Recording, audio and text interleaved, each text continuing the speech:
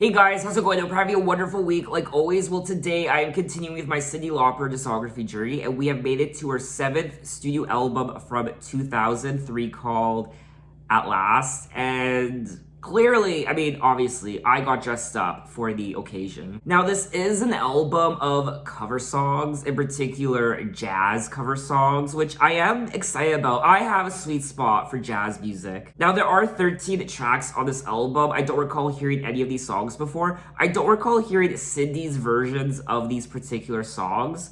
I've heard some of the original versions of some of these tracks. But anyway, let's get into it with track number 1. At last. Whoa.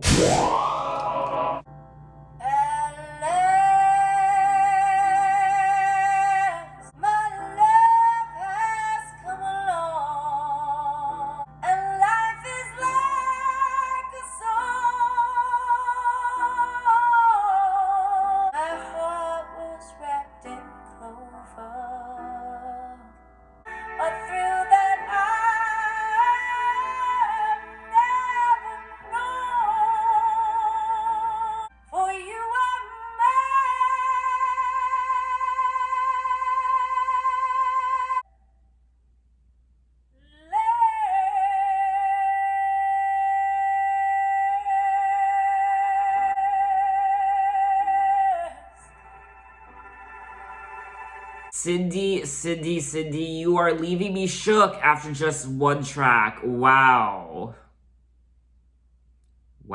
I have a feeling this is gonna be an album that will showcase the true power of Cyndi's vocals. Her vocals, I imagine, will be the forefront on this entire album. And this is just a taste test. Cyndi definitely did this song justice. A song that has one of the most iconic and recognizable openings ever. Now, obviously, this song was originally sung by Etta James from 1960, but Etta James's version wasn't the original, which is something I initially thought. The original version was released in 1942 for the musical film Valley Serenade. Now, I haven't heard this version of the song, the Valley Serenade version. It's definitely a version I have to look into. You know what? I'm very curious, so I'm gonna check it out right now.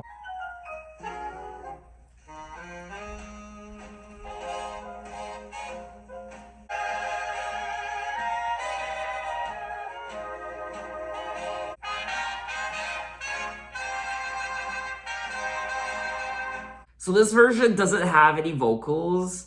It's just instrumental, and even the instrumental part sounds quite different from Etta James's version, the arrangement. I liked it. Now, this song has been covered so many times by other artists like Celine Dion and Beyonce, but Cyndi's version definitely sits up there with some of the best. Her vocals were simply magic on this version. So let's move on to track number 2, Walk On By. If you see me walking down the street and I start to cry, walk on by. I believe that you don't see the tears, just let me breathe. I break down and cry. I just can't get over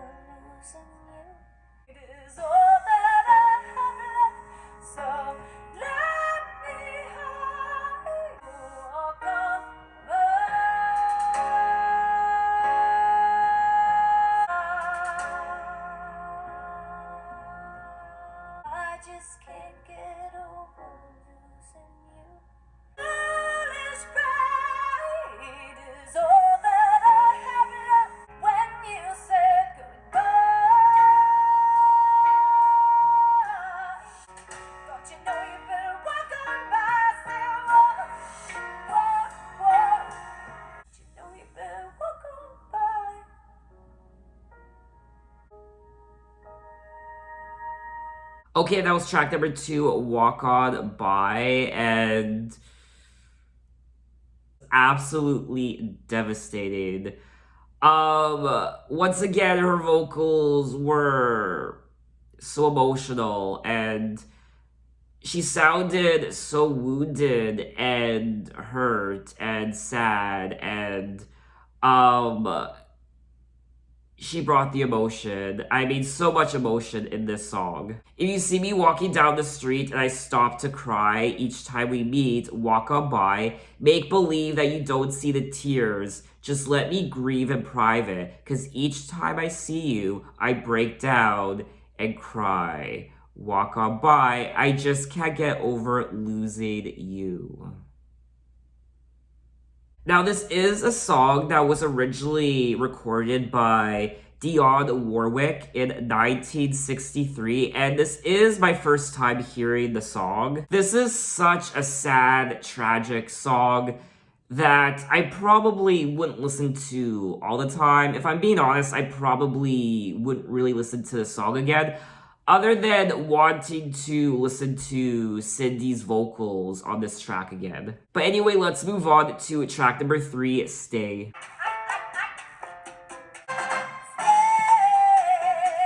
Just a little bit longer. Please, please, please, please, please. Daddy don't mind, do you?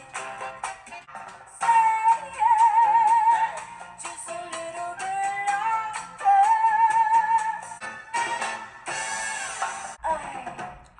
What you say you love me? No.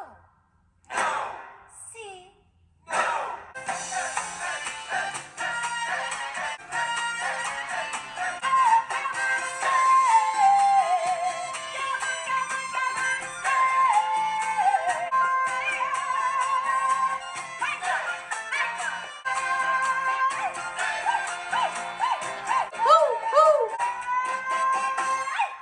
Alrighty, that was track number 3, Stay, and some of the notes that Cyndi could hit is remarkable. I didn't know that she could hit these notes. It's amazing. It's ear candy, it really is. And she brought the personality on this track, which made me love it even more. Now, this is a song that was originally recorded in 1960 by Williams and the Zodiacs. Maurice Williams and the Zodiacs. Definitely a lot of fun, and I would listen to this song again. So let's move on to track number 4, Leveon Rose. Hold me close and hold me fast. The magic spell you cast. When you press me to your heart, I'm in a world apart. Oh, and when you speak, angels sing from above. Love souls, give your heart and soul to me.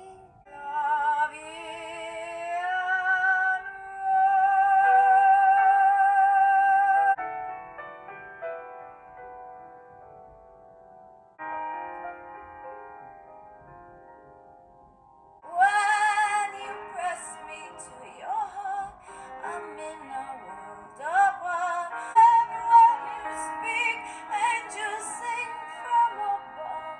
Love songs give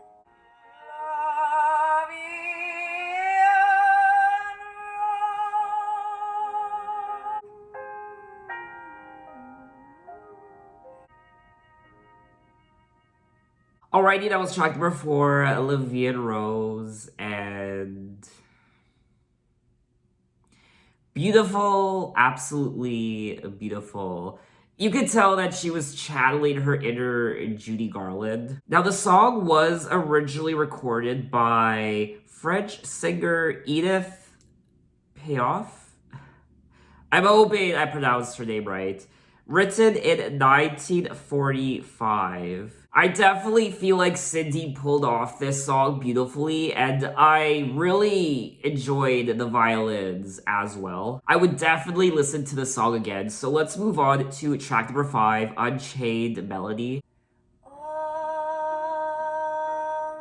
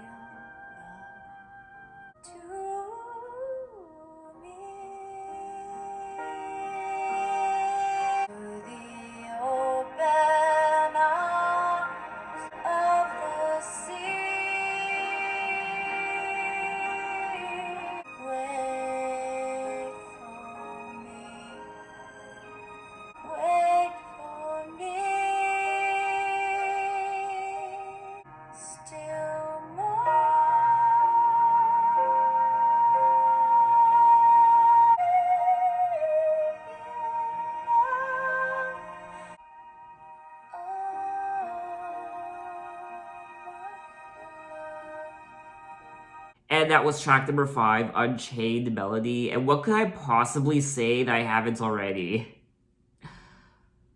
Amazing vocals, somber and sad, delicate and powerful, and really nice production. I liked the melody and the instruments and just the atmosphere of the entire song. Godspeed Your Love to Me, lonely rivers flow to the sea, to the open arms of the sea. Lonely rivers sigh, wait for me, I'll be coming home, wait for me. Oh my love, my darling, I've hungered for your touch. Are you still mine? I need your love. Now, this is a song originally from 1955 and was the theme for the film Unchained, January 1955. It has since become a standard and one of the most recorded songs of the 20th century. According to the song's publishing administrator, over 1,500 recordings of Unchained Melody have been made by more than 670 artists. Wow. In 2004, the song reached 27 on AFI's 100 Years, 100 Songs. I feel like Cyndi's version of this song might be one of my favorite tracks on the album so far. So let's move on to track number 6, If You Go Away.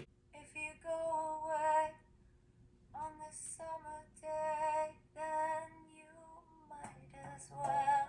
When the day was young and the night was long, if you go away. But if you stay, I'll make you a day. We'll sail the sun, we'll ride on the ring, talk to the tree. If you go away, if you go away, you must tell the world to stop turning. If you go away, if you go away, like no night has been, or will be again. But if you go, understand. If you go away, if you go away. Alrighty, that was track number 6, If You Go Away, and I feel like this is the most unique sounding song on the album so far, at least for me it was. The production was very subtle and it was a lot more quiet than the other tracks on the album. But even though the production was quite subtle and quiet, it was just as effective as the other songs on the album. Her vocals, of course, were great. I didn't really care for the song itself. I didn't really care for the melody.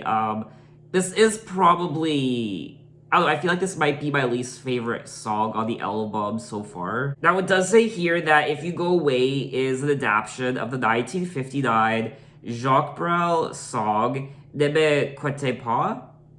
I'm sure I butchered that. I do apologize.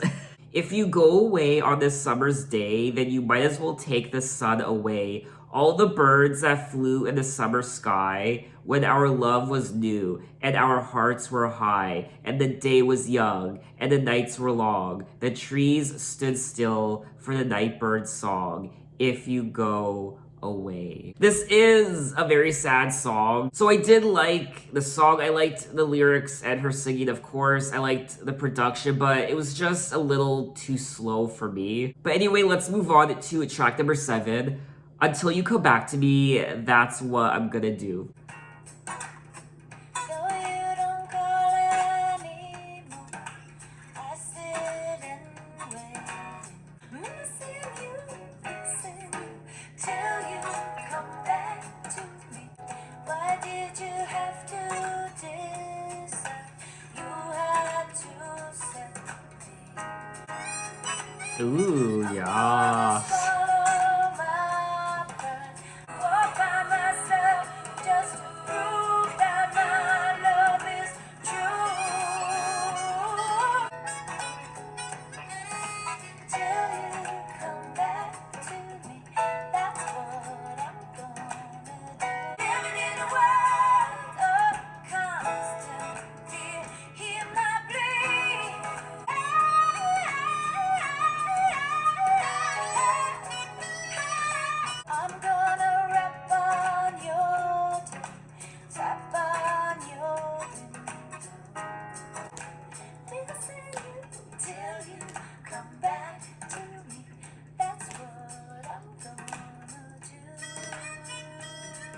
Okay, that was track number 7. Until You Come Back to Me, that's what I'm gonna do. And don't get me started on the harmonica. The second I heard it, I was done for. I love the harmonica. Oh, the harmonica was definitely my favorite part of the song. I did like the track. You know what? I would listen to it again. Even though I am enjoying the album so far, all of these jazz covers and her vocals are top notch. I'm liking the production as well. I'm finding this album not to be the most exciting thing in the world. Jazz music can be very exciting, but if you want a really exciting jazz album, this probably won't be for you. If you want something more chill and mellow, then I would definitely recommend this album. I will say though, this album of jazz covers is a very good reflection of Cyndi and who she is as an artist. And that's something I've come to know about Cyndi just from listening to her albums through the 80s and 90s. I've come to know her artistry a little bit more and who she is as an artist. And this album is a very good representation of who she is as an artist. Now, Until You Come Back to Me, that's what I'm gonna do, is a song that was originally recorded by Stevie Wonder in 1967. And it looks like Aretha Franklin also recorded the song. And also Marvin Gaye in 1983, and Madonna in 1996, and Drake in 2013, and Taylor Swift in 2015. I didn't realize this song was so popular. So let's move on to track number 8, My Baby Just Cares for Me. My baby don't care for clothes. My baby don't care for shows. He don't care for high-tone places. Brad Pitt is not his style. Jennifer Aniston smile. Baby just cares for me. My baby don't care for shows. My baby don't care for clothes. He don't care for high-tone places. George Clooney's not his style. My baby just cares for. He just says his prayers for. And that was track number 8, My Baby Just Cares for Me. And I thought this was a cute little song. I liked the lyrics and the melody. My baby don't care for shows. My baby don't care for clothes. My baby just cares for me. My baby don't care for cars and races. My baby don't care for high-toned places. So my baby doesn't care for the glitz and glamour. My baby just cares for me. However, I will say lyrically, this song didn't age very well. Brad Pitt is not his style, and even Jennifer Aniston's smile is something he can't see. Angelina Jolie is quaking somewhere. My Baby Just Cares for Me is a song written for the film version of the musical comedy Whoopee from 1930. So I do believe this is the oldest jazz cover on the album so far. So let's move on to track number 9, Makin' Whoopee. Every time I hear that march from Lohengrin, when I see somebody's brother take a bride, but if you're not the one, then not so bad. Another reason for making whoopee. A lot of shoes, Oh. a lot of rice. It's really killing, but he's so willing. Very romantic. Picture that same sweet love nest. So in baby clothes. He should. He's so ambitious. Not really. Another year, What? or maybe less. What's this I hear? He's making whoopee. 500,000 per. Who told you that? He says, now, Judge, what if I fail? For making whoopee. Alrighty, that was track number 9, Makin, Whoopee with Tony Bennett, which was a nice surprise. The track doesn't say featuring Tony Bennett, so I was thrown for a loop there for a second, and it was a pleasant surprise. I really liked the lyrics of the song, I liked the story, I liked the playful banter between Tony and Cyndi, and the personalities, and it was a lot of fun to listen to. Definitely the most playful song on the album. I guess this is what I meant when I said earlier how this album isn't the most exciting jazz album in the world, and I think this is what I meant by wanting the album to be a bit more exciting and playful. Now, the song was originally released in 1928. So this song outdoes the prior track, My Baby Just Cares For Me, which was released in 1930. This track was released 2 years earlier in 1928. So this track is the oldest cover on the album so far. The title refers to celebrating a marriage. Eventually, Making Whoopee became a euphemism for intimate sexual relations. The song has been called a dire warning, largely to men, about the trap of marriage. Making Whoopee begins with the celebration of a wedding, honeymoon, and marital bliss, but moves on to babies and responsibilities, and ultimately onto affairs and possible divorce, ending with a judge's advice. So don't get married and don't have kids, because if you do, your life will just spiral. You'll be unhappy, you'll cheat, you'll be unfaithful, you'll get divorced, and then there'll be money issues, and alcohol, and drugs, and hookers, and murder. Okay, not murder, maybe murder, who knows. Just wear a condom. Just wear a condom. And this is coming from me, who one day wants to get married. Yes, I do want to get married one day, and I do want to have kids one day.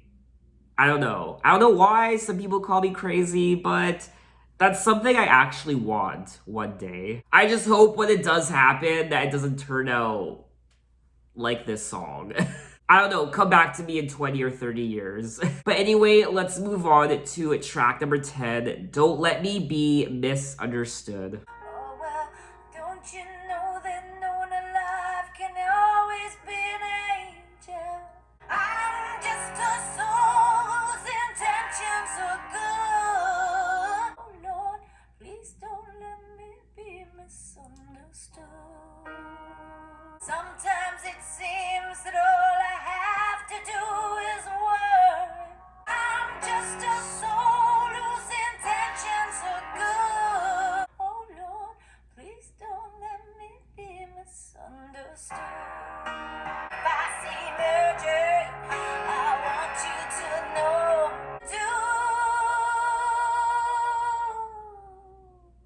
Oh Lord, please don't let me be misunderstood. And that was track number 10, Don't Let Me Be Misunderstood. And I feel like this might be the most dramatic song on the album. In particular, the chorus. And I liked it. There's something about the production that I feel like, I don't know, I personally feel like this song is a little out of place production-wise. But honestly, who am I to say that? I haven't listened to many jazz albums or jazz artists. I don't know too much about jazz music in general. I just give you my impressions. Now, Don't Let Me Be Understood is a song from 1964 that was originally recorded by Nina Simone. So we are going to move on to track number 11, You've Really Got a Hold on Me. I don't like you, but I love you. You really got a hold on me. I don't want you, but I need you. I love you, all that I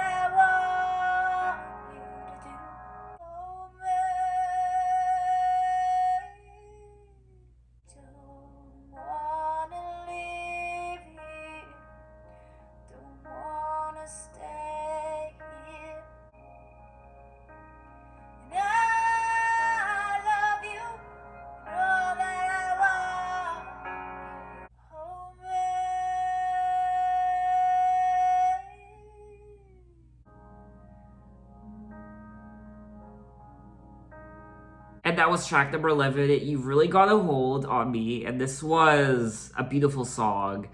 I really like the piano, and I like the moments on this album where, I don't know, I can't really explain it. It's where the production just stops in the song, and you just hear Cyndi's voice, and she just kind of whispers the lyrics. That happens quite a bit on this album, and I really like those moments. I don't like you, but I love you. It seems like I'm always thinking of you. Oh, you treat me badly. I love you madly. You really got a hold on me. I don't want you, but I need you. Don't want to kiss, but I need you. Now, You've Really Got a Hold on Me was originally recorded in 1962 by The Miracles, and it was written by Smokey Robinson. Just such a tender, pretty song, and the piano, I don't know, I feel like this might be one of my favorite tracks on the album. So we are gonna move on to track number 12, Hymn to Love.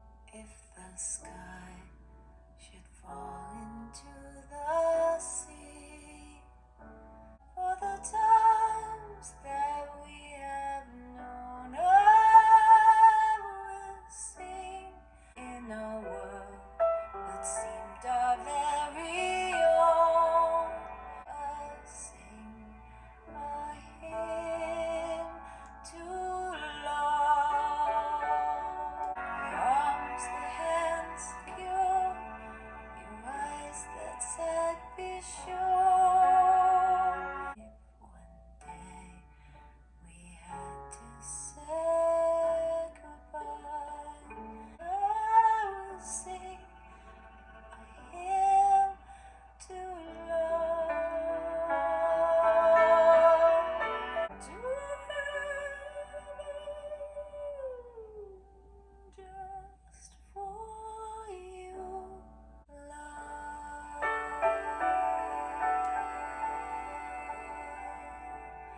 And that was track number 12, Hymn to Love, and another beautiful song. How many times have I said that already? Beautiful. That was beautiful. That was gorgeous. It really was. It was very pretty, and I liked her vocals once again. It's just, I don't have much to say about this track. It's just a beautiful cover. Now, this is a cover of another Edith Piaf song. The song was written to her lover and the love of her life, the French boxer Marcel Cirdad. Oh. In 1949, Cirdad was killed in the crash of Air France Flight 009 on his way from Paris to New York to come see her. Oh, that's so tragic. This song is definitely a lot more powerful now after reading that. So we have come to the end of the album, track number 13, On the Sunny Side of the Street. Grab your coat and take your hand. Leave your worries on the doorstep. Life can be complete on the sunny side of the street. Now I'm not afraid. Focused on my feet on the sunny side of the street. On the sunny side.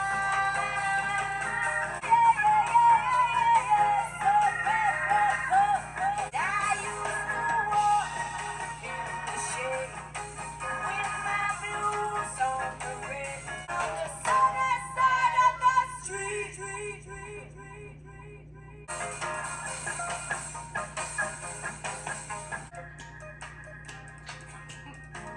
And that was the final track of the album, On the Sunny Side of the Street. This was a fun song. It was a nice way to wrap up the album on a positive, feel-good note. And I liked listening to it. Honestly, I probably wouldn't listen to this song again. It definitely got my body moving, and I was snapping my fingers. It just didn't really grab me like some of the other songs did. On the Sunny Side of the Street was first composed in 1930. So this is another one of the oldest songs on the album. So that was all 13 tracks of At Last by Cyndi Lauper, and I enjoyed myself. Now, jazz isn't typically a genre I listen to all the time. It's not my go-to genre, but I do like listening to it from time to time. So this was a nice change up from the norm when it comes to the type of music I listen to. Now, obviously, the highlight of the album were her vocals, which were in the forefront the entire time. Her vocals just shine track by track, and I wasn't disappointed once in her vocals. Some of her best singing ever appears on this album. I was amazed by some of the notes she was able to hit. And overall, I thoroughly did enjoy myself.